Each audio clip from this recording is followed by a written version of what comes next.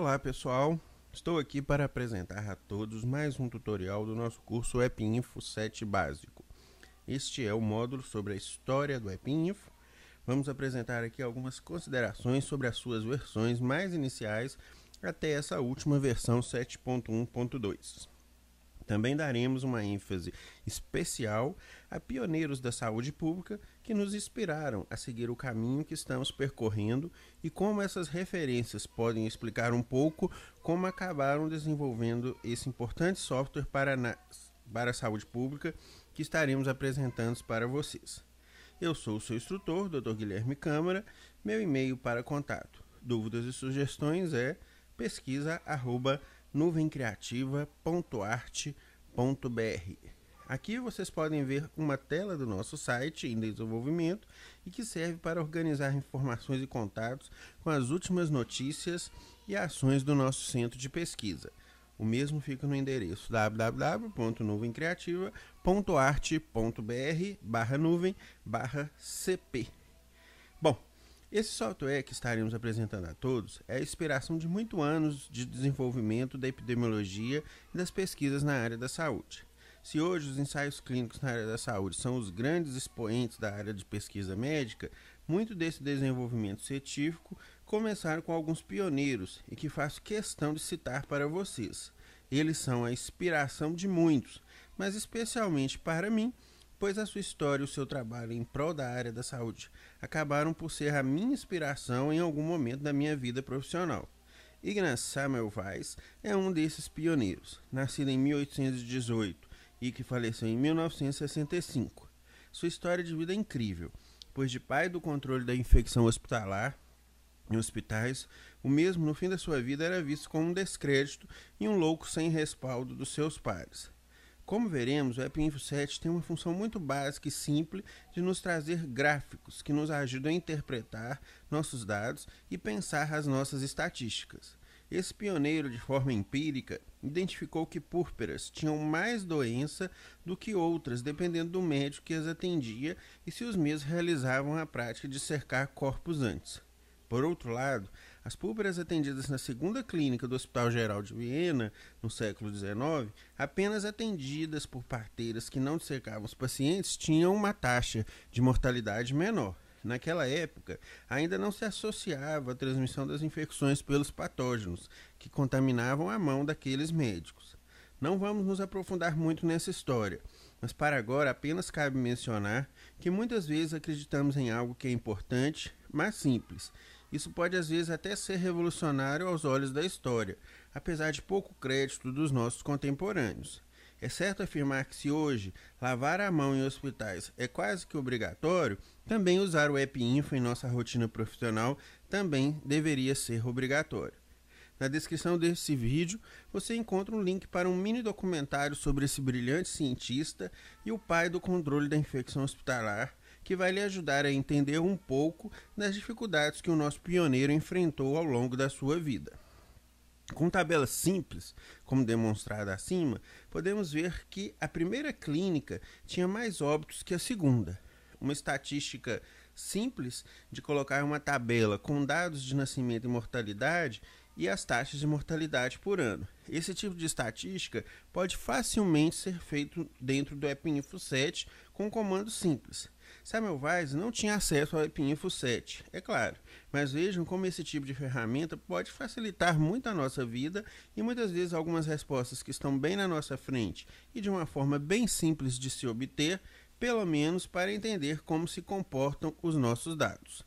Mais um gráfico simples que pode ser obtido facilmente com o EPInfo. Podemos ver que a mortalidade é maior na primeira clínica e bem menor na segunda clínica.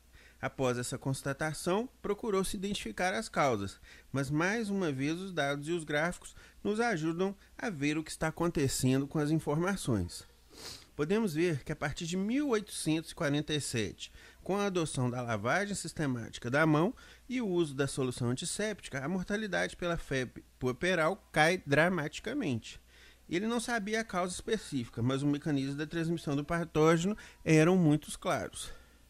Bom, outro pioneiro, por outro lado, outra grande pioneira para citar alguém e ainda homenagear as mulheres foi Florence Nightingale. que era uma enfermeira inglesa que durante a Guerra da Crimeia conseguiu produzir estatísticas que mostravam que a mortalidade dos soldados ingleses nesse fronte de batalha eram maiores por cuidados inadequados de higiene dos soldados mais do que causados pelos ferimentos da guerra. Esses soldados morriam mais de tifo, febre tifoide, cólera e disenteria nos hospitais do que pelos ferimentos em batalha. Esse gráfico elegante mostra que a mortalidade pelas causas preveníveis em azul era maior que a mortalidade causada pelos ferimentos vermelho, e a área em preto as mortes por outras causas. Esse gráfico, chamado gráfico de rosa, porque lembra a flor, mais uma vez estamos diante de uma pioneira da nossa epidemiologia mundial, mas que com cuidados estatísticos gráficos e sem a ajuda de computadores conseguiu definir conhecimento útil para mudar políticas de saúde em sua época. É isso que o App Info 7 pode nos ajudar hoje em dia, facilitar a nossa vida, nos ajudar a conhecer nossos dados. De qualquer forma, agradeço a esses pioneiros que citei e que fica aqui a minha homenagem ao seu trabalho e contribuição. Essas mensagens desses pioneiros e pioneiras são importantes porque ninguém chega a lugar nenhum sem inspiração. Na descrição do vídeo você encontra um vídeo documentário sobre esse gráfico de rosa de Florence Nightingale e o que ele significou para a melhoria dos cuidados ofertados em hospitais no geral. Uma instituição criada durante o esforço da Segunda Guerra para tratar e orientar o exército americano em relação às causas de doenças tropicais que atingiam as tropas que lutavam na região do Oceano Pacífico, é responsável pelo desenvolvimento de uma história de sucesso na saúde pública de todo o mundo.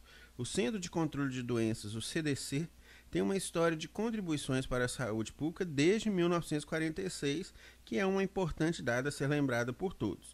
Nessa instituição, dentre outras várias histórias de sucesso, se desenvolveria uma das histórias mais vitoriosas de criação de um software de computador utilizado na saúde pública, que estaria presente na vida profissional de milhares de pessoas há mais de 22 anos.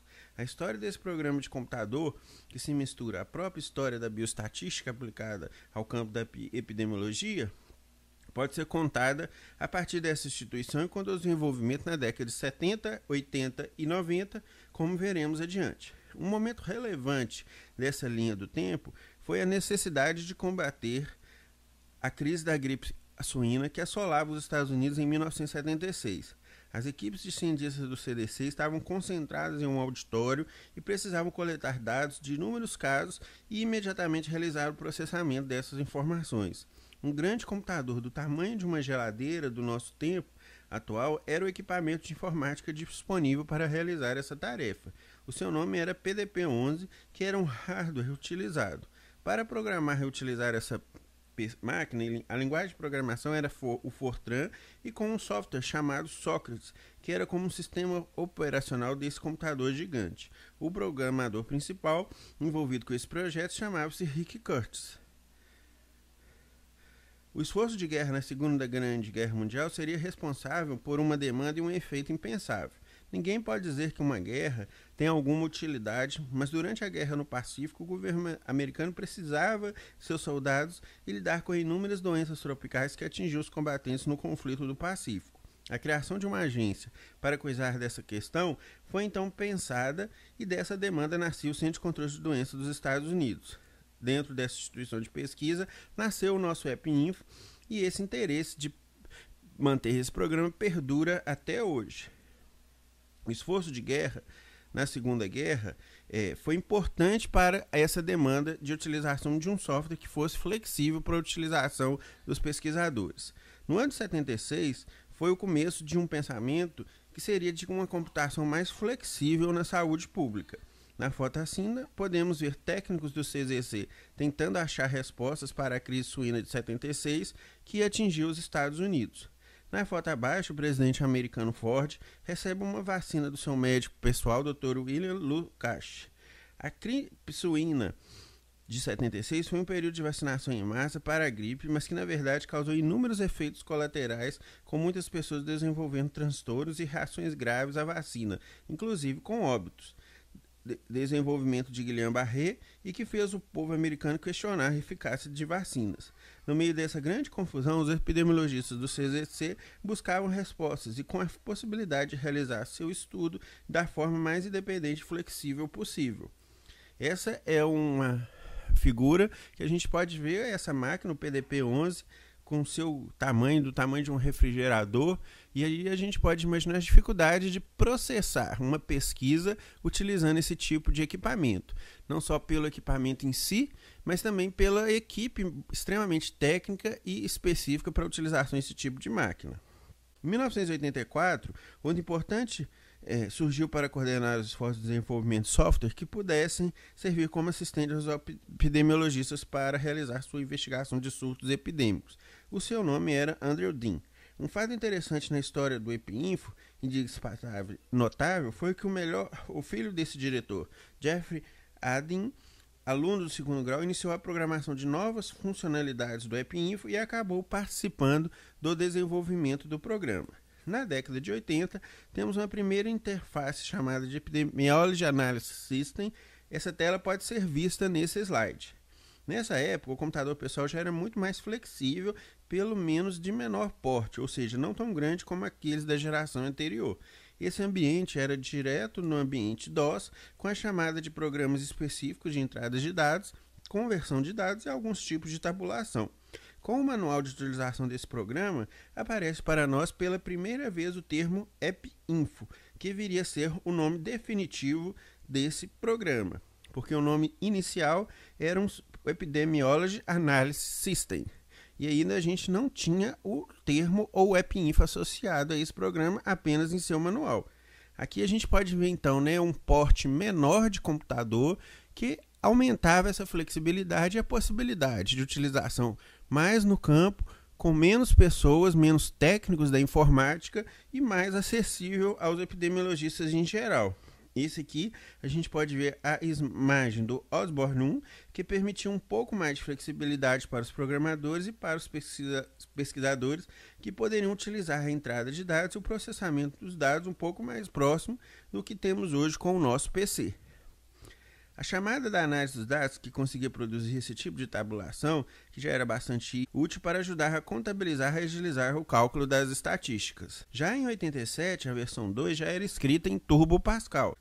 O manual era um pouco maior, com mais de 102 páginas, e já vinham os programas que podiam facilmente ser reconhecidos, como o EPED para fazer os questionários, o Enter para entrar os dados e o Análise para analisar os dados propriamente dizendo. A versão ainda apresentava a necessidade de rodar no DOS do Microsoft, em tempos que o ambiente Windows não existia.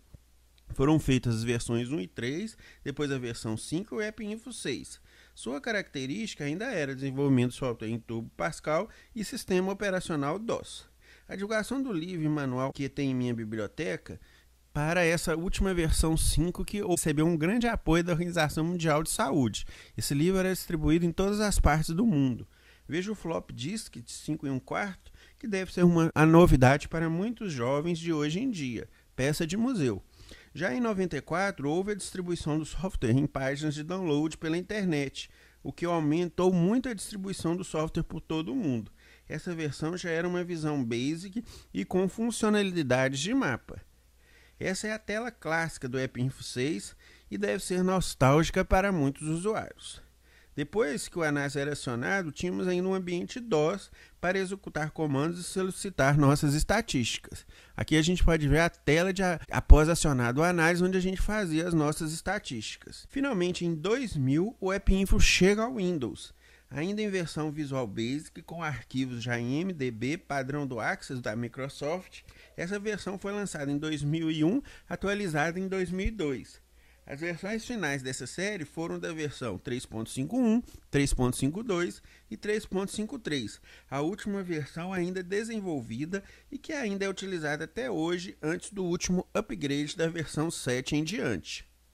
Essa tela era acionada e os botões permitiam acesso aos programas utilizados para criar questionários, entrar dados, analisar os dados, uma lógica que estava presente desde as primeiras versões. Um outro exemplo da história do EpiInfo é a sua utilização por sistemas de informação e vigilância em saúde em todo o Brasil. O Sistema Nacional de Análise de Acidentes e Violências Viva, a partir de 2006, foi utilizado para identificar os casos de acidentes e violências pelo Ministério da Saúde do Brasil e foi configurado para funcionar utilizando a plataforma do App Info. Podemos reconhecer facilmente a tela do App Info Windows versões 3.5, 3.2 em diante. Nosso jovem de 22 anos hoje está disponível em 13 línguas, é utilizado em mais de 181 países, inclusive a Antártida, com um número estimado de 1 milhão de usuários. Essa é a tela da versão 7. Hoje esse programa está disponível em todos esses países e continua a sua atualização dessa sua versão mais nova. Bom, isso é o que eu queria apresentar para vocês, que é um breve resumo de toda essa história das diversas versões do App Info até essa atual do App Info versão 7. E esse resgate histórico ele é muito importante para a gente poder identificar em qual versão que a gente trabalhou, qual que a versão que a gente teve acesso, e para mostrar um pouco da evolução da história desse programa.